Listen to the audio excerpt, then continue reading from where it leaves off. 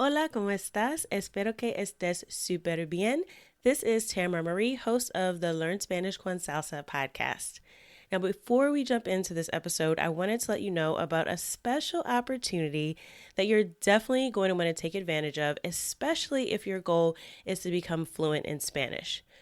For a limited time only, my team is opening the doors to listeners of the podcast to take advantage of a free language coaching session. Now, in this session, it's not just we're teaching you about verbs or grammar, but we're really going to do a deep dive into what are your goals for learning Spanish, assess where you are on your journey to fluency at the moment, and help you map out a 90-day plan for how you can get to fluency. So we are going to help you take your Spanish to the next level, whether you're afraid of speaking Spanish or you just get a little bit nervous when you're talking to native speakers, or maybe you've got some of the basics down, but you really know that you struggle with getting your Spanish to flow and your listening skills aren't up to par. Whatever it is, even if it is a specific grammar issue, we will help you map out how to tackle that. And normally these sessions do cost, so we are offering a few slots for free. There are limited spaces available and they'll only be open up through the end of the month. So make sure you sign up. Go to SpanishConSalsa.com/coach. That's SpanishConSalsa.com/coach to book your free language coaching session where we will help you map out a 90-day plan to get to Spanish fluency. Okay, let's get started with the episode.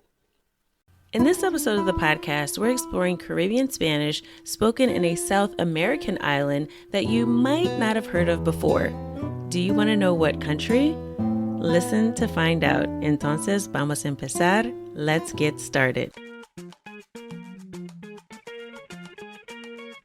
Bienvenidos!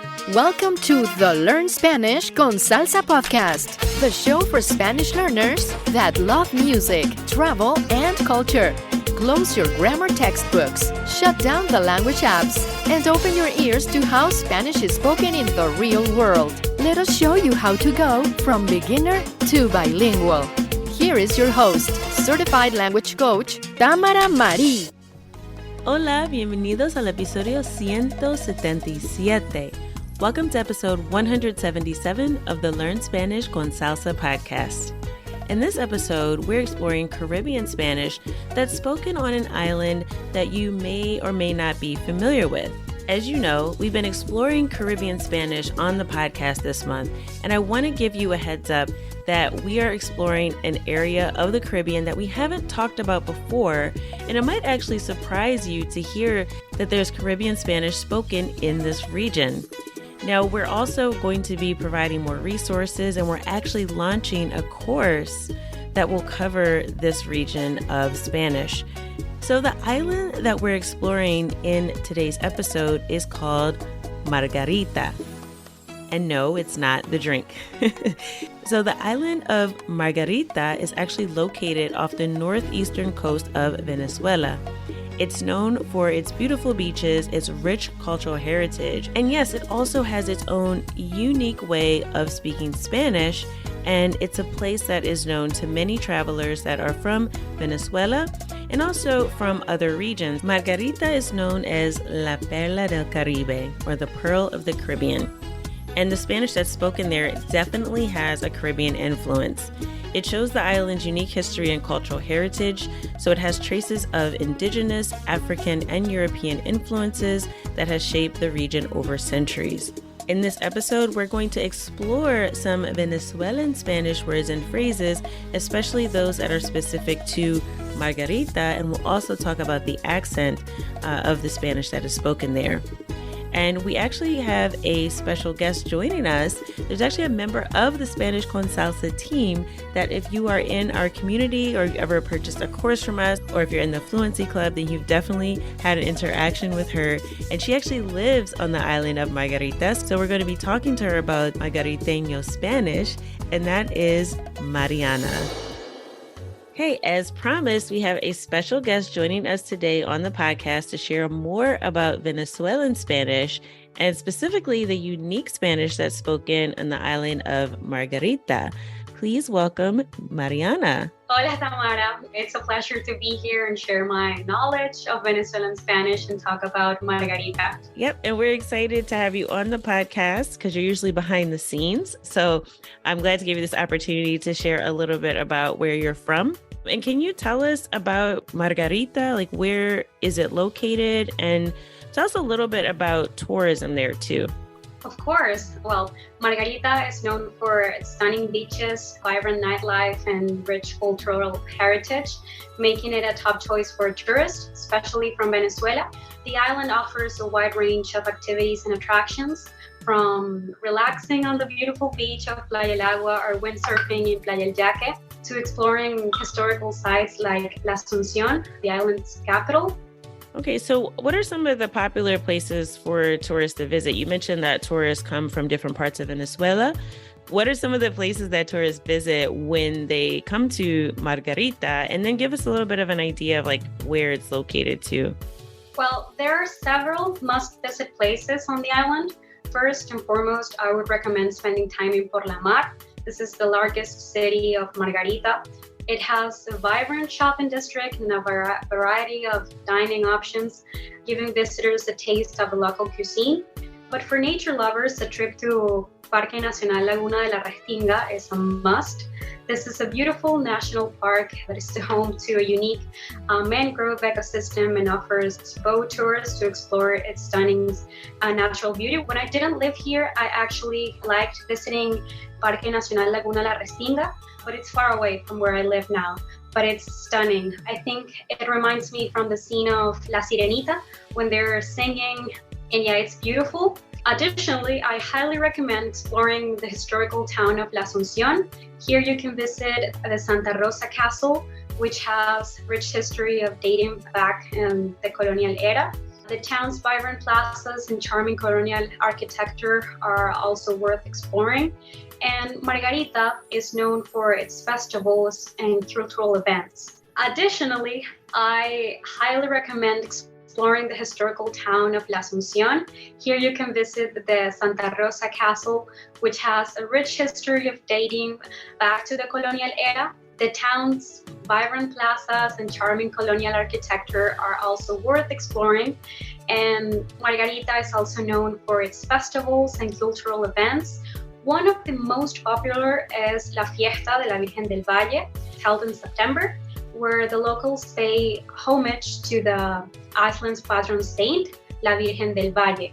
The festivities include processions, music, dance, and traditional food, creating a vibrant and joyous atmosphere. This is actually very common here in Venezuela, having like a Christian procession, in this case, La Virgen del Valle. Mm-hmm. Additionally, the carnival celebrations in Margarita are not to be missed. Colorful parades, music, traditional dances fill the streets, providing a glimpse into the island's rich cultural heritage. And yeah, that's what I would say for Margarita. And where is Margarita? Because I know a lot of people probably don't even know that there are islands that are part of Venezuela, because most people think about the Caribbean, they think about Puerto Rico, Cuba, Dominican Republic, but most people don't think about Venezuela. So where is Margarita exactly?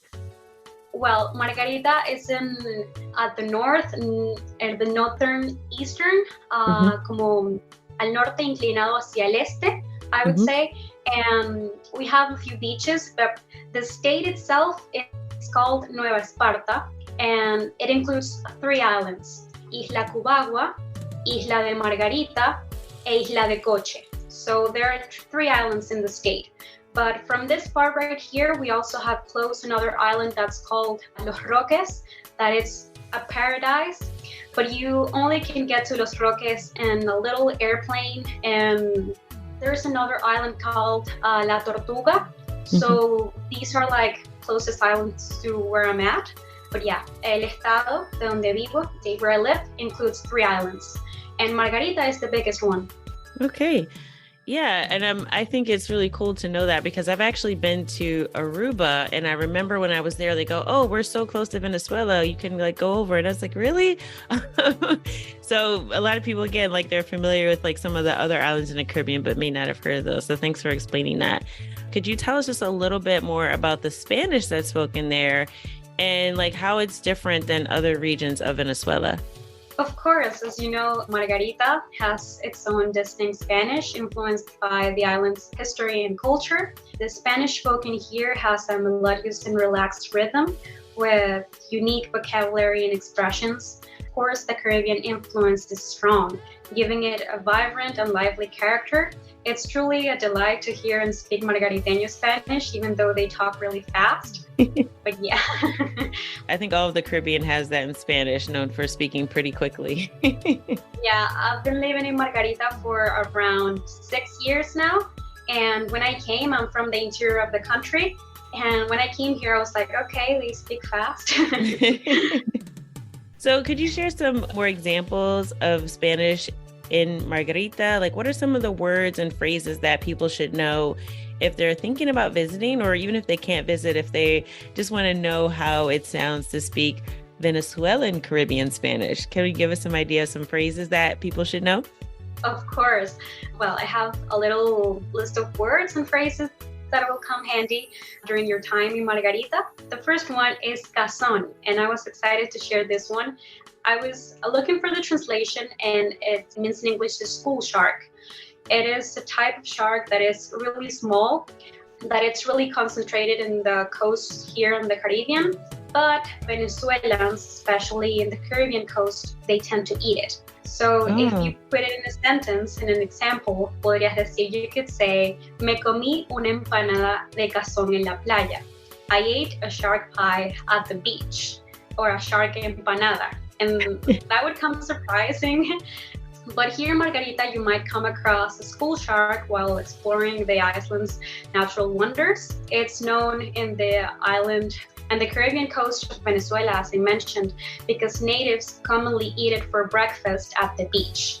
Wow. And so I know that people from the US, well, you have to probably be of a certain age. I'm kind of showing my age here, but it's a famous movie. So we had a movie here called Jaws, which was quite the opposite. It was about a shark eating people. So I'm sure like the idea of people eating sharks is going to sound really strange to people. But like you said, it's a smaller shark. So I guess it's just like any other fish that people might go fishing, since it's not Jaws. But I think here, anytime you hear shark on the beach, if you're over a certain age, all you can think of is Jaws. So people are much more afraid of sharks. So I think that would be a huge like cultural shift, like going to Margarita and hearing people say, I'm going to go eat a shark. Like, what? Eat a shark? And yeah, these sharks are like very small. They look like, you can confuse them with another fish. But here at the coast, at the beaches, you wouldn't find like a shark like swimming on the coast. Mm-hmm. It's generally far from the coast at the beaches. So it's not dangerous. You would not find a shark at the beach. Well, the second word that we have is tascón, that in an English translation means beach vendor. We use this like in an example, say, el tascón nos ofreció cocos frescos en la playa. The beach vendor offered us fresh coconuts on the beach. When you're relaxing on the beach in Margarita, you're likely to encounter a tascón selling delicious local snacks, drinks, and souvenirs. This is actually very common. There are people at the beach selling things. They go from collars and bisuteria, jewelry, from food, any kinds of food that they sell at the beach, empanadas. They sell all sorts of things there at the beach, and those are called tascones. Okay, what's the next word you have? This is a word like from Venezuela. It's like general, and it's chucheria, that it means trinket or souvenir. You could use it in a sentence. Compré una chuchería para recordar mi visita a Margarita. I bought a trinket to remember my visit to Margarita. And here on the island, especially in the ferries, there are people, there are vendors that they sell trinkets, souvenirs, directly from the island that you would only find in Margarita. And if you're like a Venezuelan, you remember your trips to Margarita on the ferry, coming back home, and there are people there, and you buy this. There are some gums. They're so large, and I know that one person from Venezuela is hearing me. They're going to remember this. There's like a gum that it's gigantic. It's like a meter of gum. And you would buy this at the ferry, and you would come home with your gigantic piece of gum. And that's very common here in Margarita and the ferries. And yeah. But our fourth word is tumarata, that it means a loud party. Podríamos decir, you could say, la fiesta de anoche fue una tumarata. Last night's party was a loud one. And Margarita is famous for its vibrant nightlife. If you find yourself a lively and noisy party, la puedes describir como una tumarata. You can describe it as a tumarata. So it's kind of like una fiesta, pero una fiesta con mucho ruido. Yeah, exactly. And another word is guachafita. Guachafita, it's also used in the whole country, and it means mess or disorder. For example, después la tormenta, la casa quedó en total guachafita. After the storm, the house was in complete disorder. And you can say, hey kid, deja la guachafita, como stop like messing around. That could also be the meaning of guachafita. Of course, if things get a bit chaotic or messy, you can use the word guachafita to describe the situation. And yeah, next we have an interesting word that is pirar, that it translates to go or leave. And if we put this in an example, it would say, piremos de aquí ya. Let's go now. If you want to let someone know that you want to leave the place you're at in Venezuela, we say piraremos, piremos. But yeah, the word is pirar. So this is kind of what you use instead of irse, right? You would just say pirar. Pirar, yeah, exactly. Next, we have chamo. I can also say chamo or pana, that it's very used in Venezuela, that it translates to dude or friend. You can say, hola chamo, or hola mi pana. Vamos a la playa, like, hey dude, shall we go to the beach? You can refer to anyone as pana or chamo, but chamo is generally used for kids or teenagers. You can say ese chamo, ese chamito. Mm-hmm.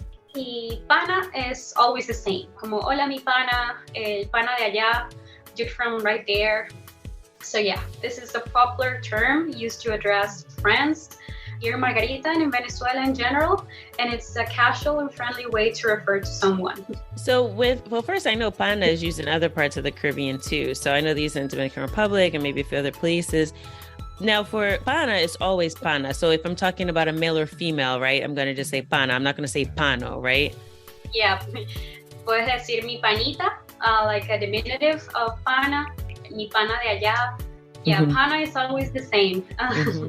Yeah, just saying that because I know there's some people who are trying to, there's some grammar nerds out there who are going to try to change it. So it's important to say that. Now with chamo, is it the same, or can you also say chama to refer to like a teenage girl?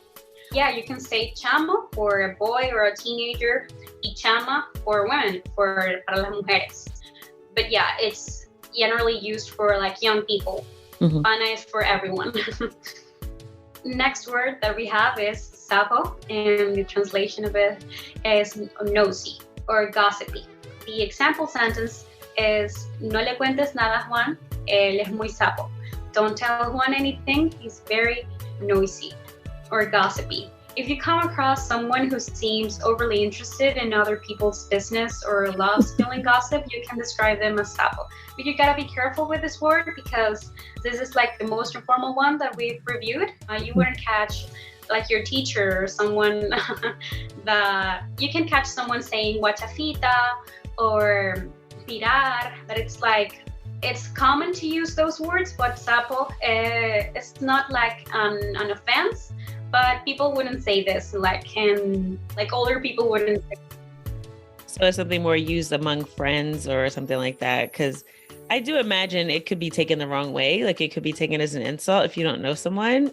And I know there's some other words in like different places in the Caribbean that mean something similar. So I think it's really funny that you kind of learn about the culture. It's like, and in English, the way I would say it is like someone who runs their mouth too much, right? Like somebody who you don't tell them any of your business because you know that everyone's going to know. So that's where it's actually really funny. Does sapo have a literal meaning also? Is a sapo like a frog? Sapo is frog, yeah. Okay.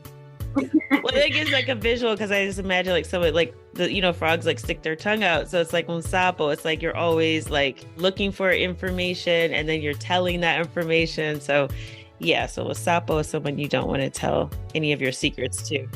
You can also say sapa for females.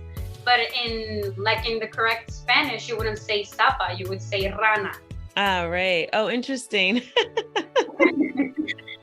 But if you want to call someone like gossipy, you would say, for a female, you would say sapa. Is this used all throughout Venezuela or just in like the Margarita? We really use it here in Margarita, but if you say this word, sapo or sapa, a Venezuelan would recognize it. Okay. And the next word we have is parrandear. That means to party or to go out. For example, vamos a parrandear esta noche en los bares del centro. Let's go partying tonight in the downtown bars. Parrandear, it's commonly used. It's a verb that means to go out and have a good time, especially during festive occasions or weekends. You can also say parranda to like call a fiesta. So va a ser tremenda parranda, tremenda fiesta. That's going to be like a very exciting party. Yeah, and I think they also use that word in Puerto Rico also to describe party, especially during La Navidad, when there's people outside and they have a very specific ritual of like going to houses and like singing Christmas carols and things like that. So I think that's what it's more associated with. So yeah, it's interesting to see how there are words in the Caribbean that are used in like different places and what they mean. And sometimes the meanings are the same and sometimes they're a little bit different. So the podcast has an episode that is one of my favorites, Coquito y Parrandas, Celebrando Navidad en Puerto Rico. That's one of my favorite episodes, and I remember that they also used the word parranda in Puerto Rico. So it's like a Caribbean word. Yeah. And the next word we have is callejón. This just means alley, but it's like a special way to say it, and you don't hear it everywhere. For example, el restaurante está en un callejón muy bonito. The restaurant is in a beautiful alley. Of course, if you find yourself like exploring the charming streets of Margarita and stumble upon a narrow alley, you refer to it as callejón. So there's something interesting about this I want to point out. So for people to visualize this, and we probably should include some photos of Margarita in the show notes so people can see, because here, at least where I live, and especially if you live in a city, an alley is not a beautiful place. It's not a place that you want to be, right? But in some of the cities that are in the Caribbean that have a more colonial architecture, you'll sometimes find like some of the best restaurants, places to dance are in like these little alleyways. So it's not like an alley like in New York City where you might find some very undesirable things. It's like, it might be like made of brick, and it's like you have these very narrow ways that you can't actually fit a car through, right? Or maybe like a very small car. But you will see like these storefronts that are in this very narrow alley, but it's not like how we would see it in the US. So I want to make that clear. Like it is actually because it sounds weird to say un callejón muy bonito, because it's like, I've never seen a beautiful alley in my life if you're in like Nueva York. But in the Caribbean, like the streets just are different, and you have like these beautiful alleyways with architecture and on like a lot of different storefronts. Sometimes it's very colorful. So when you're looking for a place like a restaurant or like a club or a gallery or something like that. So if you see like a beautiful alleyway, right? Like you might see a storefront, like a restaurant or a gallery, and you'll see like the street signs and things like that. So it's more of like a place where you're walking around, and it's a just different type of city. So just to kind of put that in perspective. And this is another one that I think I've also seen in Puerto Rico. So I feel like we need to do an episode now just about the similarities between Puerto Rico and Venezuela. La siguiente que tenemos es morrocoy. That's a loggerhead turtle. If we use this in an example sentence, we can say, ayer vi un morrocoy mientras nadaba en el mar.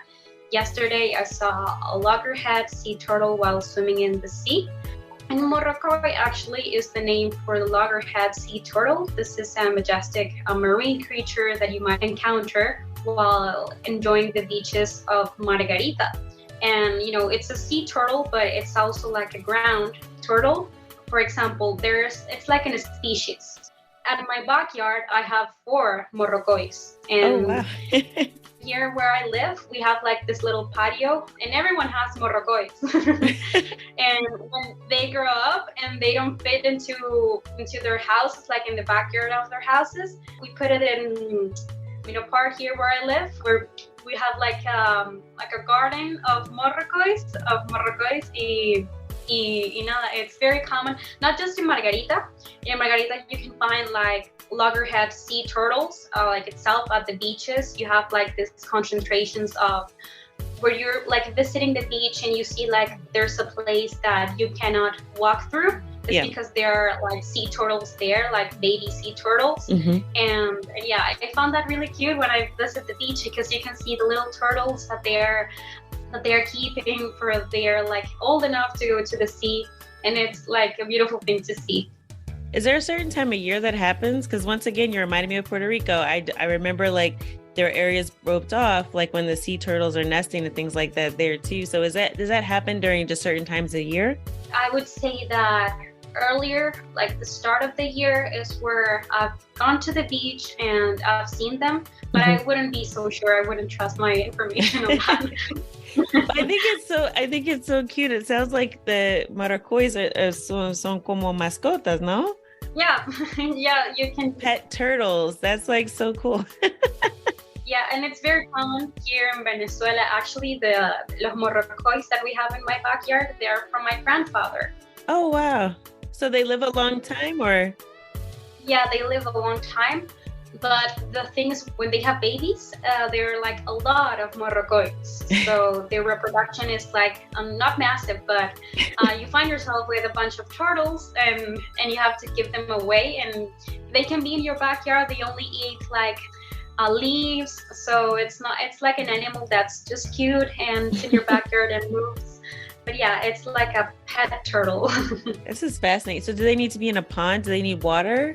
You can have the morrocoys in water, because there are like different kinds of morrocoys. There are the ones that are on the beach, the ones that you can have in your backyard. There are ones that you can have at lagoons or in estanques, like a fish tank. And yeah. Wow, that is so interesting. I think this is my favorite thing about Margarita. I almost wish I could visit just to see those. So, thank you, Mariana. Muchas gracias. Thank you so much for sharing those phrases from Margarita. I did have one last question for you, because I'm curious, because you said you used to live in el interior and then you moved to Margarita hace como 6 años. Entonces, ¿cuál es la diferencia en el acento? Porque yo veo que en Venezuela generalmente es como se expira la letra S, ¿no? Es como... Like in many parts of the Caribbean, the S is like cut off. So like you might hear, instead of someone saying entonces, you might hear them say entonce. But I noticed from hearing different people from Venezuela, including the way you speak, that sometimes the S, it sounds like you're breathing in. It's like it's so funny. So like, is that like common also in Margarita, or do you notice like when you moved there, any differences in the accent between there and where you're from? I thought of this question. And I think the main difference, we already talked that they speak super fast here in Margarita, and especially the islands. But something that I noticed from Margarita is that they exchange the L for an R. Oh. You can say el muchacho, como que the kid. You know, vamos al patio. So it's very common. It's a little, not formal when people speak that way. And the main difference that I can recall from the interior is that we don't tend to hear people talking like that. They're usually like people that, I don't know, didn't went to school or something, that they like speak that way. But here in Margarita, even though you went to school or not, you may find people selling like fishes at the beach or something. They live right at the beach, and their economy is based on like selling fish, or pueden también ser like the word we went through, tascones, and they usually speak like this, con la R. Oh, wow. Interesante. Porque en Puerto Rico hacen el contrario. En Puerto Rico dicen la letra L en vez de R.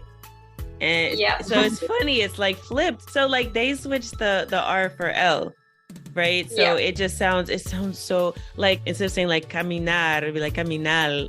Entonces, gracias otra vez, Mariana. Muchas gracias por compartir un poquito de Margarita con nosotros. Tranquila, gracias a todos ustedes y a ti por invitarme. Fue bastante especial. It was very special for me to share a little piece of Margarita and the words that we use here in Venezuela with the audience. So yeah, it was a pleasure.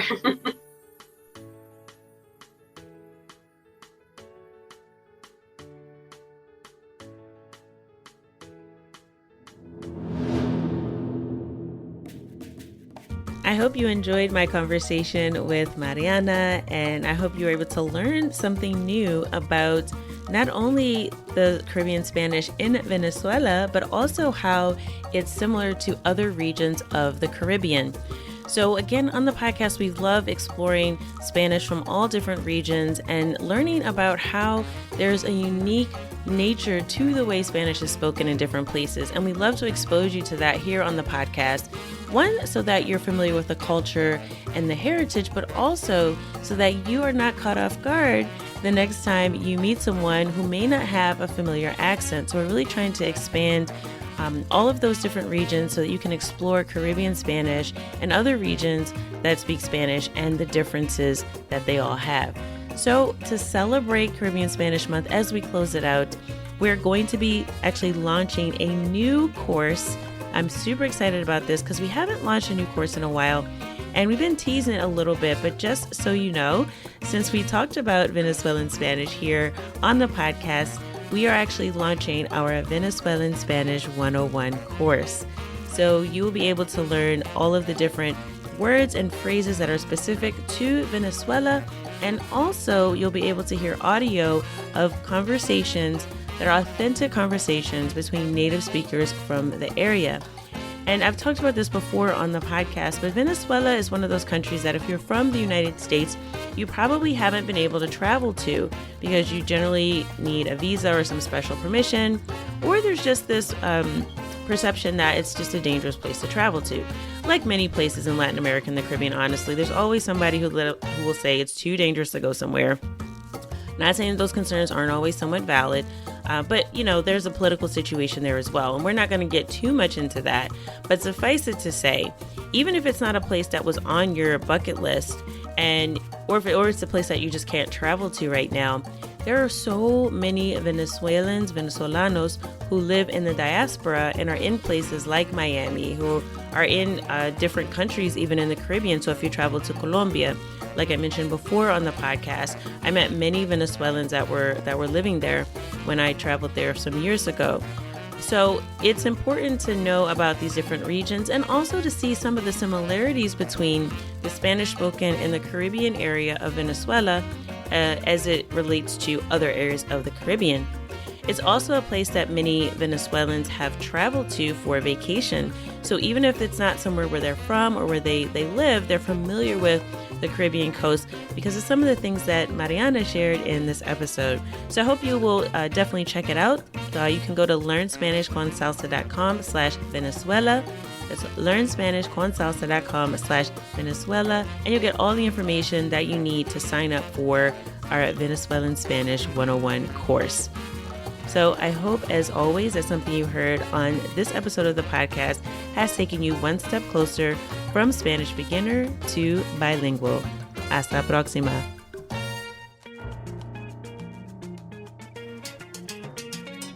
Thank you for listening to the Learn Spanish con Salsa podcast at learnspanishconsalsa.com.